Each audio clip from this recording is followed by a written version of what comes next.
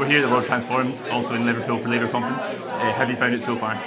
Well, this has been excellent today, the World Transforms. The bites of food, really good. I was in conference yesterday, really positive meeting with the Daily Mirror, NEU, again, universal free school meals. So from that perspective, from the campaign perspective, it's been very good, yeah. Liverpool's very left-wing city typically. Do you think? How do you think that's informed conference, it being in Liverpool? Yeah, I think it's important because obviously you get the ideas, don't you? You get the vibrancy from outside the conference. You see this here today. People are desperate for change. We were at the Enough Rally last night, absolutely jam-packed. Listening to trade union leaders, community leaders, politicians, just trying to paint a different future. And look, we're desperate. One in three in my city are in food poverty. This is replicated across the country. People need a different way of doing things. What did you make of the national anthem was sung yesterday morning? What did you make of the decision to sing the national anthem? Well, I wasn't there. I was playing football for the parliamentary football team. So, it was something which, for me, my focus always will be on combating poverty and trying to lift my class out of where we are now, and that's always going to be my complete focus. So, the noise around that, I take no notice of it. And then, what did you make of the decision on Friday to abolish the top rate income tax and the effect that's had so far? I sat in the chamber on Friday, and it was like a declaration of class war. They took billions and billions of pounds out of the pockets of taxpayers and put it into the pockets of the richest 1%. And as I said, where we are now as a city, as a country, so many people are struggling. Children, millions of children going hungry, unable to reach the full educational attainment. It's a real crisis point in this country. Instead of focusing on that and uniting the country, bringing it together, you get what they did with the tax and also going after the trade unions again with the more restrictive laws. It's just the worst government at the worst possible time. And I never thought I'd be saying we might have a worse government than Boris Johnson's, but we might have. Do you think the Tories understand the scale of the problem? I think they do. I think they certainly understand the scale economically of what they're getting told by the privateers and the electric company, and that element of it. They're probably not interested in listening to what I'm saying, and I know that from personal experience. So, what we've got to do, we've got to be demanding change. That's what we have got to be doing. It's got to be collectively across this country. So many people are now struggling. It's affecting so many different stratas of society.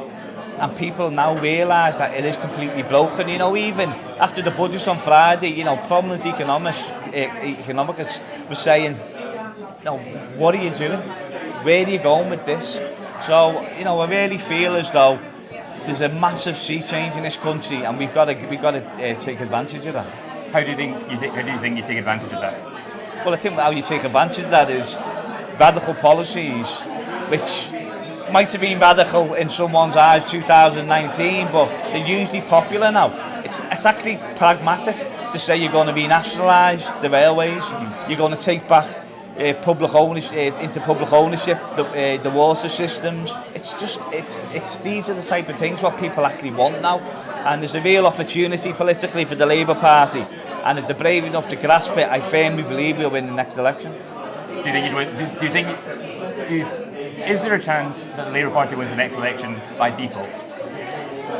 That's a massive gamble, and people don't want to see default. They don't want to see policies, in my opinion, which keep the status quo, maintain the status quo, because the status quo is not working. There's a real opportunity to fundamentally rebalance this whole country economically from a social justice perspective, so it works for everybody, and that's what I'm in politics for. And I feel as though there's been a gap opened, there's an opportunity, we need to be driving a coach and horses through it and absolutely painting a picture of how we feel society should be, and it should be for everybody.